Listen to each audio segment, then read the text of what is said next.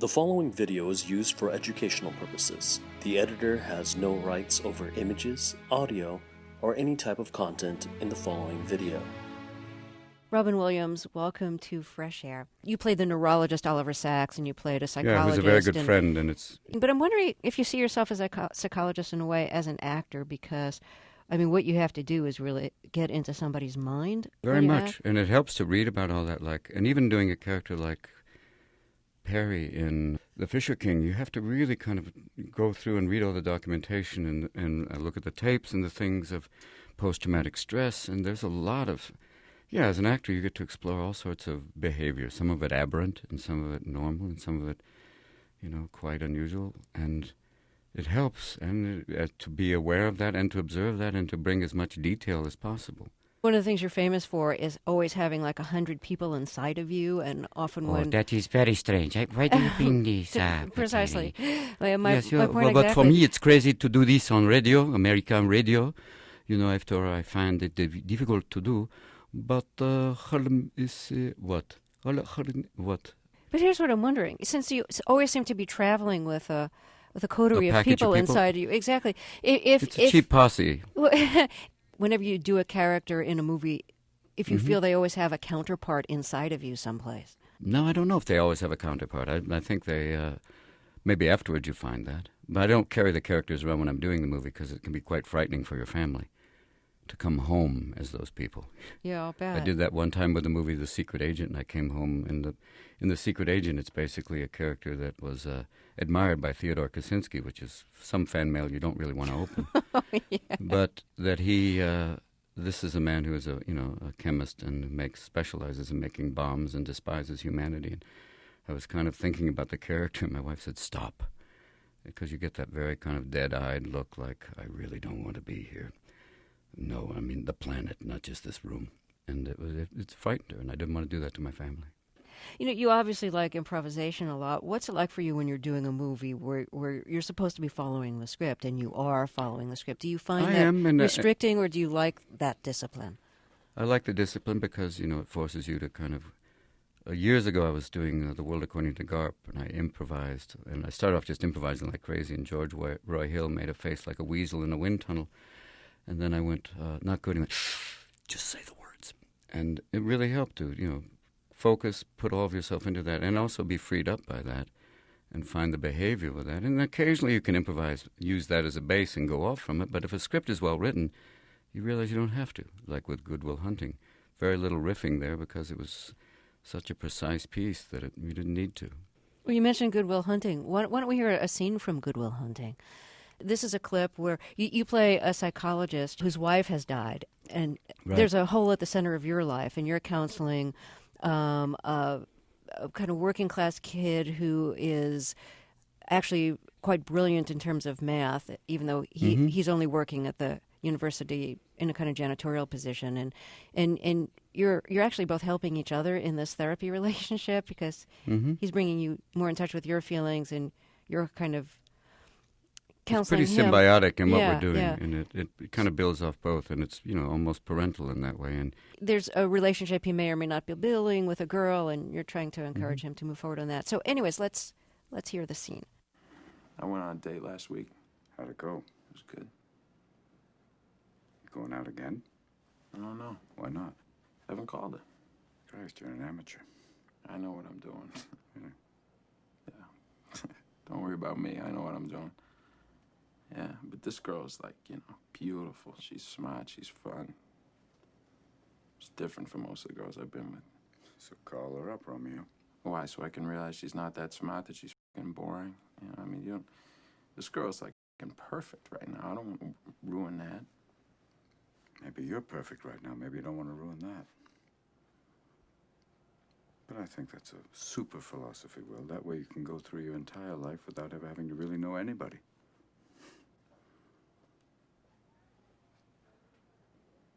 My wife used to fart when she was nervous. She had all sorts of wonderful little idiosyncrasies. She used to fart in her sleep. I'm sorry I shared that with you. One night it was so loud it woke the dog up. She woke up and go like, "Oh, was that you?" See, I didn't have the heart to tell her. Oh, God. She woke herself up.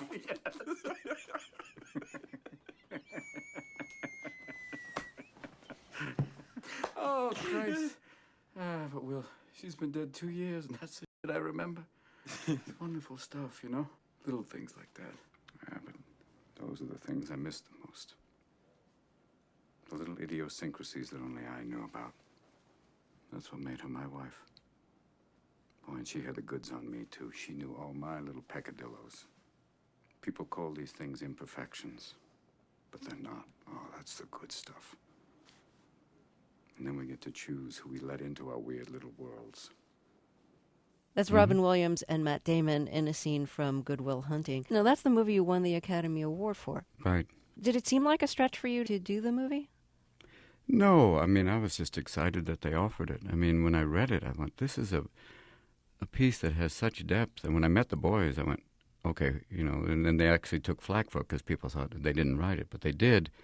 And you realize it's based on, you know, family members. Like Matt's mother is a developmental psychologist, and Ben's father is a bit like the character, Matt's character, this, you know, kind of maverick genius who went to MIT and then ended up working at a theater company with Robert Duvall and Dustin Hoffman. So all this stuff was part of it. And no, it wasn't a stretch. It was just a great exploration. And the idea of playing a psychiatrist, but also a guy who's led, you know, who's coming out of it. I mean, who's the loss of his wife pretty much knocked him on his ass and set him back drinking and kind of, you know, and then coming back to deal with this boy who is brilliant, you know, intellectually, you know, far outstretching everybody else, but emotionally really blocked.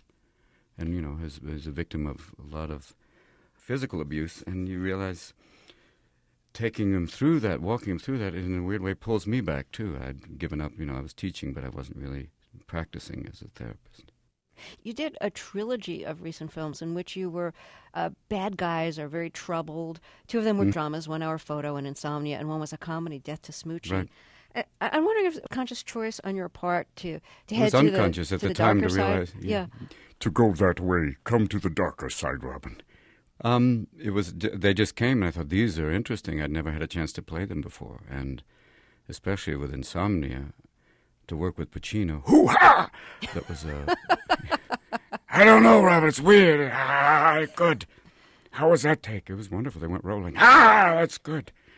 But to work with him was the gift, and Insomnia was the idea of playing this kind of a psychopath, and the idea of someone who tries to win you over. I mean, the sociopath-psychopath double bill was fascinating for me to explore that type of behavior and not have to do time. Right. And also with 1 Hour Photo, that a lot more people seem to be deeply disturbed by that, about the access to their private life through, you know, their photographs, which, you know, it's weird because now a lot of those labs are closing out as digital cameras take over. But every person I talked to who worked at a lab said they all had a wall of shame where they had duplicated weird photos of grandma in a thong and put them on the wall. And it was like, come over here, Bob, look at these. And that's, you know, the truth about the situation. You get, you know, people were very disturbed by that. I really liked your performance in this movie, and you played somebody who runs one of those 1 Hour Photo booths in a drugstore kind of store. Yeah, and one of those big kind of mall outlet stores where the lighting is so bright, even, you know. And your life is so kind of empty in it that Very you much. become totally involved in the lives of, you know, of the people whose photos you develop, particularly he this one basically is, family and their family photos. Family by proxy, and he tracks their life through their photos, and he thinks of himself as part of the family. And it's that thing of when you see the news of, they have this, they'll show somebody who snaps, and they'll go, he always seems so regular. And you go, what's that guy like? And that loneliness and that idea to live another life by, you know, by proxy, by photograph, you know. Was the kind of improvisational, eccentric humor that made you famous ever considered a problem? And here's what I'm asking, but here's what I mean by that. Did you behave in that kind of way with a lot of like zany characters popping out from you when you were young at times that were considered inappropriate, like Not in at school? all. I was very or, quiet. No. In school, I was very quiet and very kind of, you know, I went to an all-boys private school for high school, and then went to public high school in San Francisco in 1969 was like the yin and yang of education. So I never really started to even be funny openly on that level. I was a closet comedian for so many years. And the idea of finally just letting it out was in the senior year of high school, where they had like a play where you could make fun of everything. And that was the first time I really had a performance. I was serious about a student, as serious a student as you could be, cum laude society and the whole thing, and an athlete. So it was all kind of, go ahead. And I remember the motto of my private school was mens sano in corpore sano, in sound mind and sound body.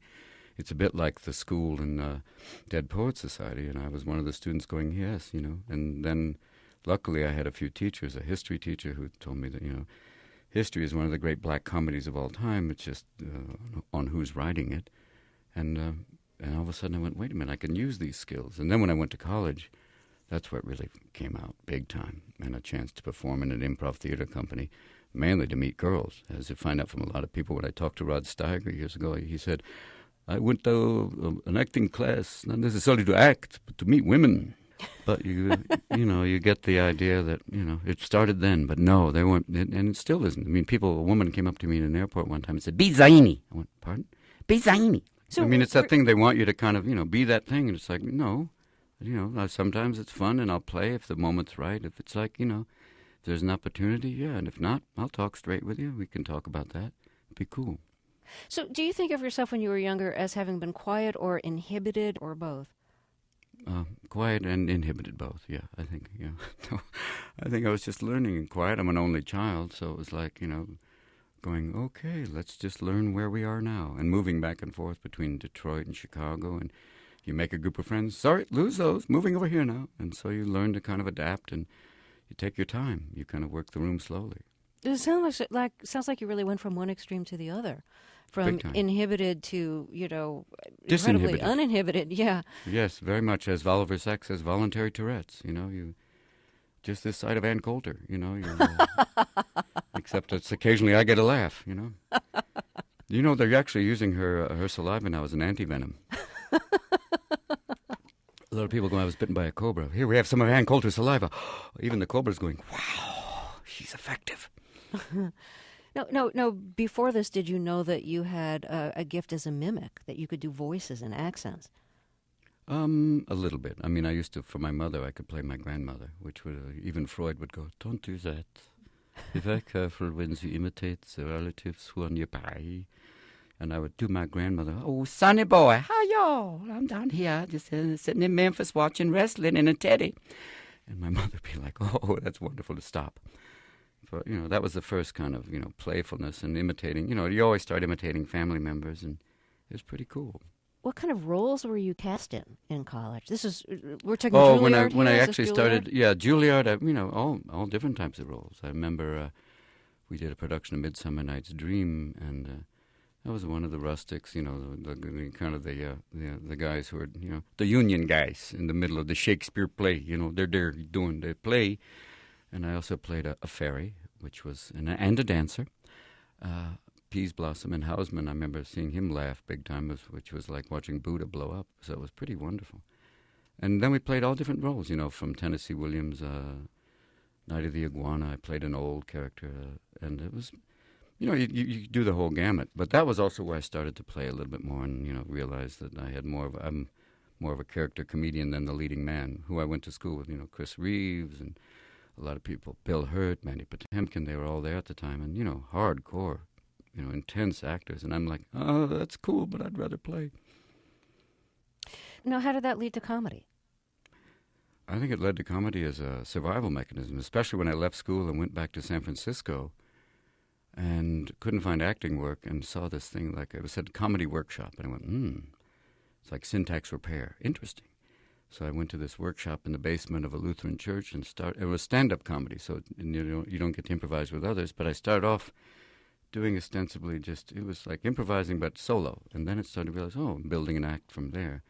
And then you went from the workshop to actually clubs, which at that time were usually music or folk music clubs that put comedy on as almost like, interstitials in between the acts. And it was pretty wild. I mean, even the workshop, we have comedy night after they had an evening of lesbian poetry, which brings in a really interesting audience for comedy.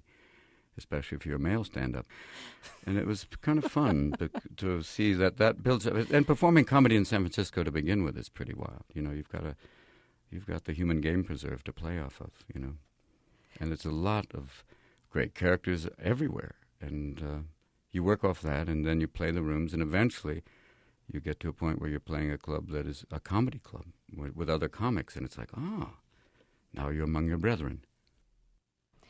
You got started doing stand-up comedy the 70s probably, right? Or 80s? Yeah, the 70s, mid to late 70s, yeah. So it's kind of like the early days of the whole comedy boom.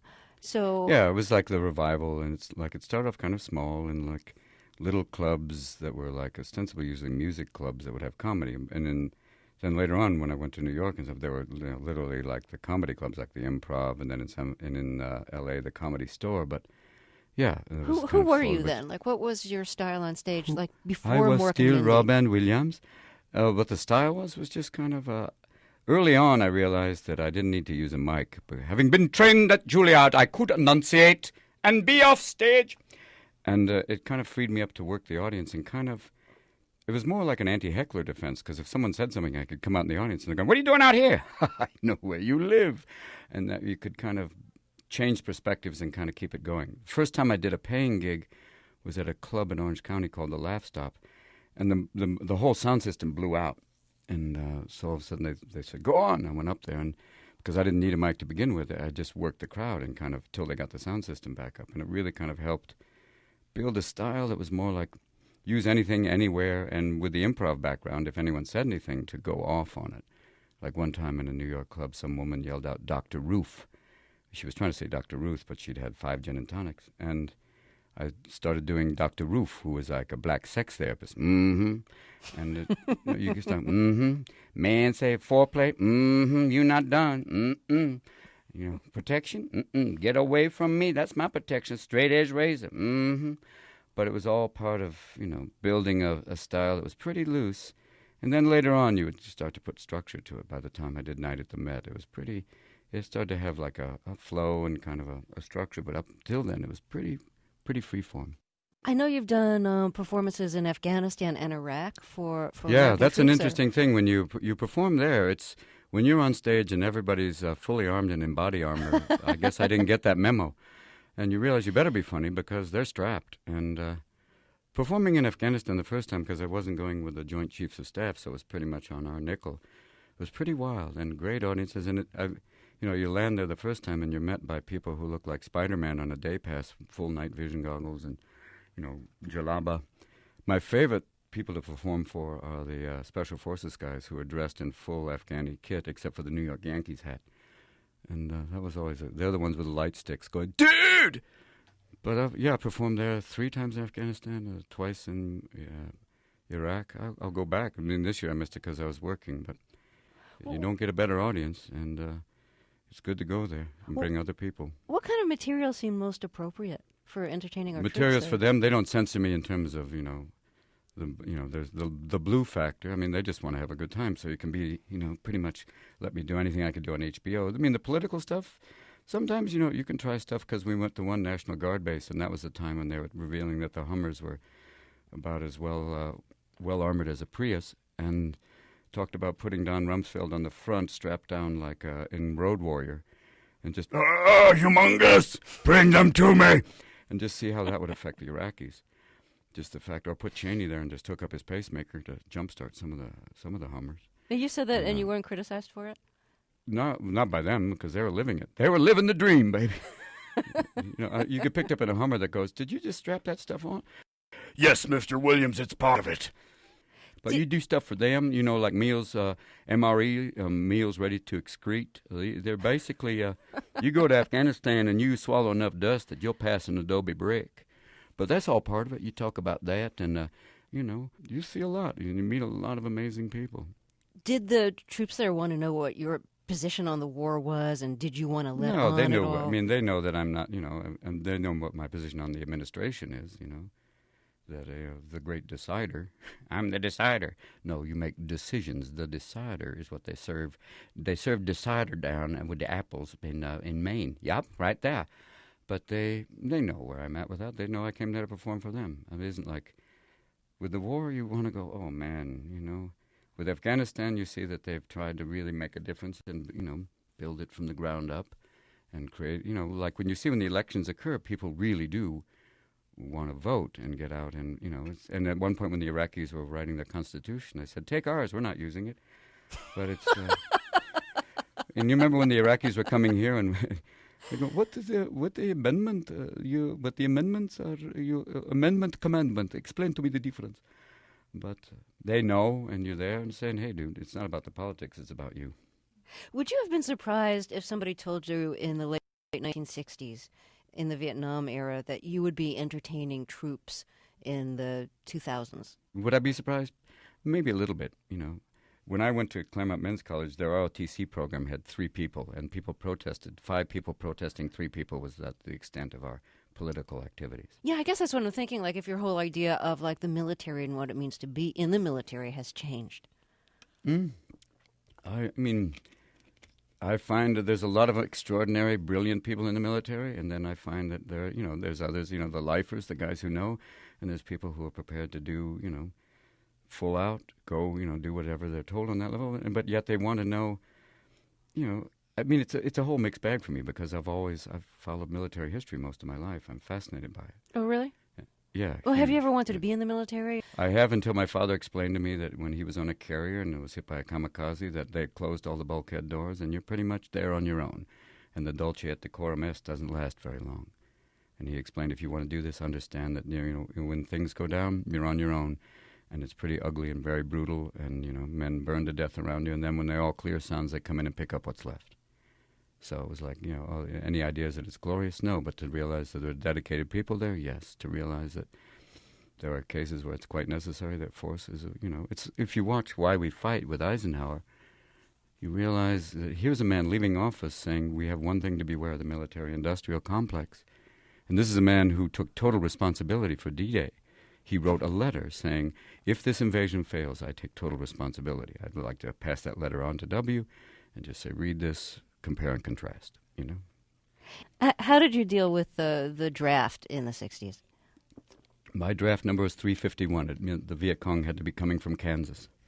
Oh, gee. So it was like not an issue for you. You were just out. No, it wasn't. It wasn't an issue. So in a weird way, I won the lottery, and it made the decision for me. If I'd been drafted, it would have been an interesting call. I don't know whether I would have gone, or I don't think I would have fled to Canada. I think, would I have gone?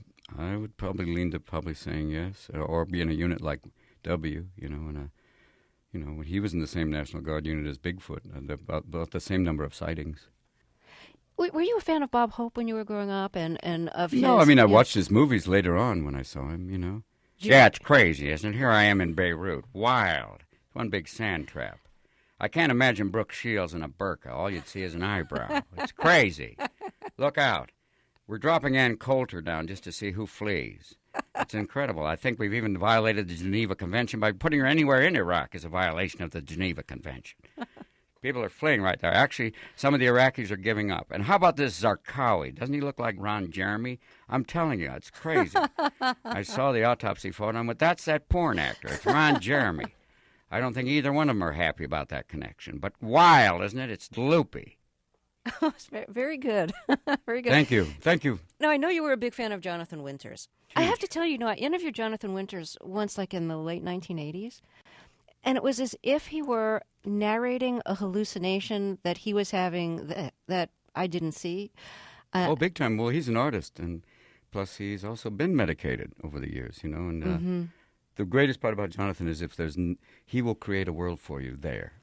And that's why his records are so great. But if you see him in person, he transforms. He literally morphed before the technology existed. He was there doing that, and people were like, what?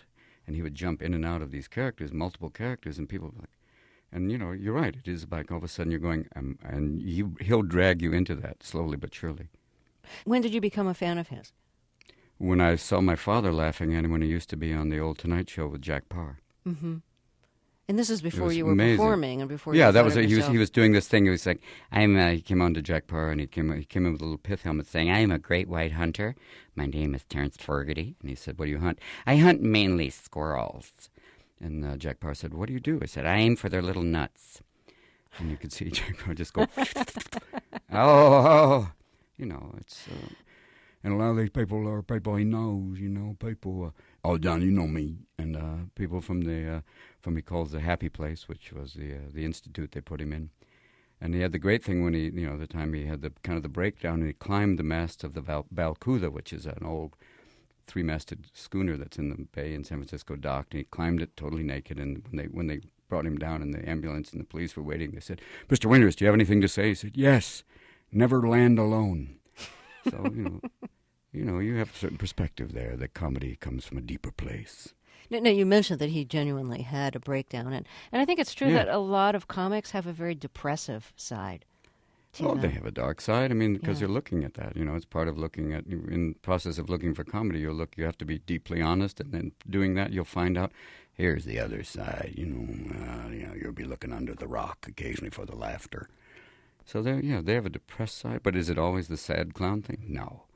But I find comics to be pretty honest people in terms of looking at stuff from both sides, or all sides, and presenting you with, like, here it is, and like Lenny Bruce did the great thing about the white-collar drunk. Yeah, I'll kill you. He said it's not like the sweet Clem Cadiddle-hopper drunk like the Red Skull. Hello, buddy. Hello. He's like, yeah, I'll kill you, and I'll kill your dog, too. That's the thing I'll do. Buddy, I'll tell you what, I love you, but I'll kill you. That's how much I love you.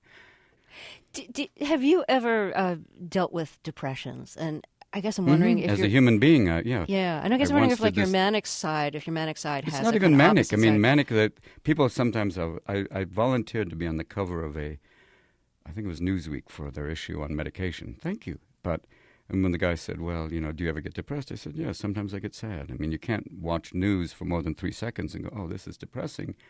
And then immediately, all of a sudden, they branded me manic depressive. I was like, that's clinical. I'm not that.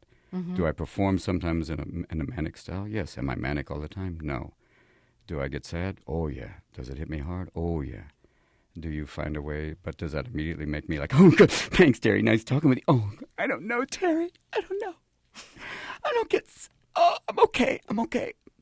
Give me that. Can I borrow that? I'm all right. Thanks for asking that, Terry, because, yeah, I get depressed. I get depressed that I wasn't on American Idol. I could sing, So no clinical depression is what I'm taking away. No from clinical this. depression. No. Am I?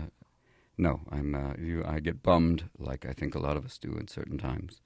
You look at the world and go, whoa, and then other moments you look and go, oh, things are okay. Oh, whoa. I was also wondering if you were ever in psychotherapy. Again, you've played therapist, but I was wondering if you were ever in psychotherapy. I was near it, yes. Yeah, I mean, no, actually, for years, yeah, still. Yeah, because here's why I ask. First of all... No, why do you ask? Because I'm not paranoid, but why do you ask? Well, a few reasons. One is, like, as we were talking about, as an actor, I think you have to have insights into how people operate in human psychology. Mm-hmm. But also, some people are so kind of verbally adept, like you are, that I wonder if they're talk therapy proof. You know what I mean? Whether they're so skilled at using words to get around things in a way that, is it hard for them to be disarmed, by language? Well, you can disarm yourself. You could lay down the arms, and basically that's the purpose of therapy. At a certain point, if you're just going in to say, hey, look, I can really shuck this guy, that's not the purpose, really. Eventually, at a certain point, you have to say, okay, what do you want to do? Why are you doing this? And, at a certain point, or get money back, because the idea is to kind of get to the point of realizing where are the issues that you could, confront yourself, which is, the ideal, is to deal with that and come out the other side going, okay, I know now these are certain things that I do, and you wish to continue that way? Or, like you said, if you can talk your way around it, then all you're doing is just kind of, self-replicating. Okay, continue the behavior and never change. As the one therapist said, change is not a hobby, And as the one guy at the suicide hotline said, life isn't for everybody. But, that would be a rough one. Hey, hey, how you doing? Well, So you feel like you've gotten a lot out of psychotherapy? Yeah, it's helped me over the years and really helped kind of, a lot. I mean, I think enough to keep going and be able to say, does it mean everything's wonderful? Am I all is working well, Terry? It's going well for me. I feel good.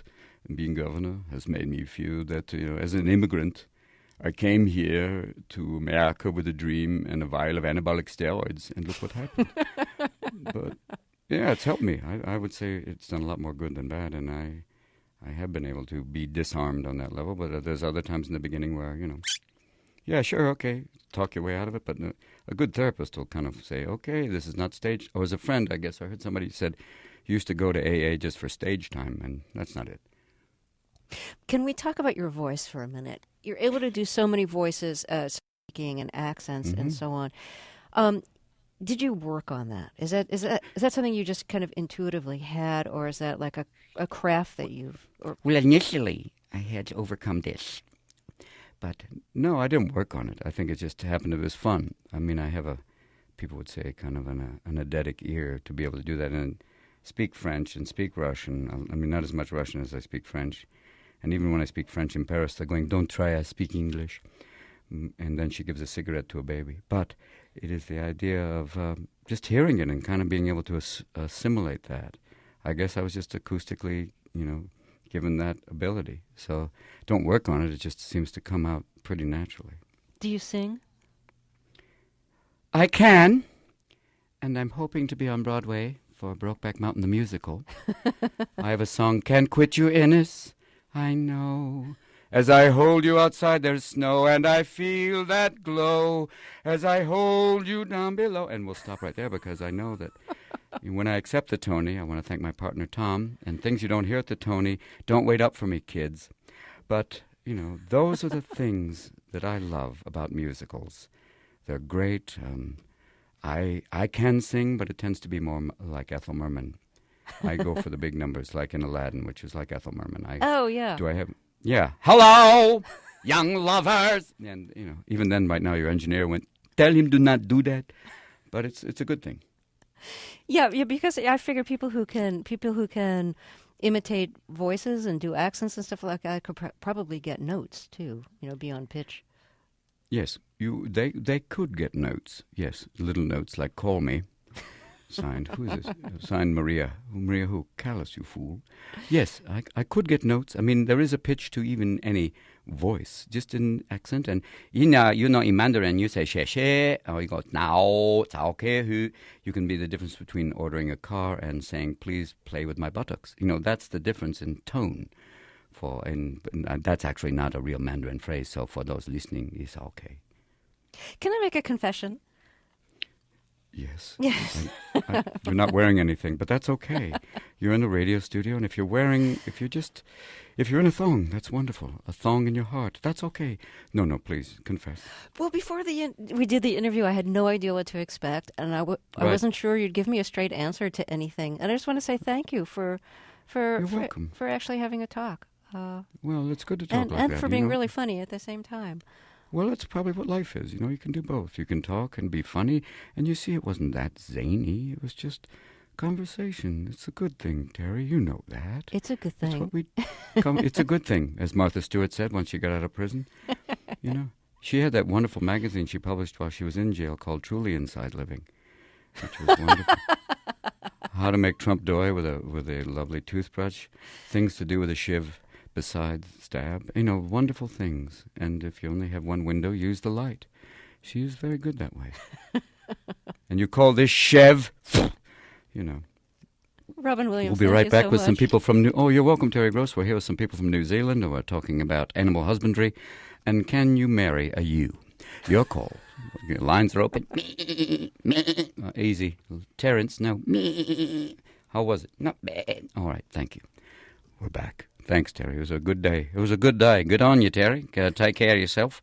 We'll be right back with Ann Coulter just to talk about, euthanasia. We'll be going. Bye-bye. Thank you. You're welcome.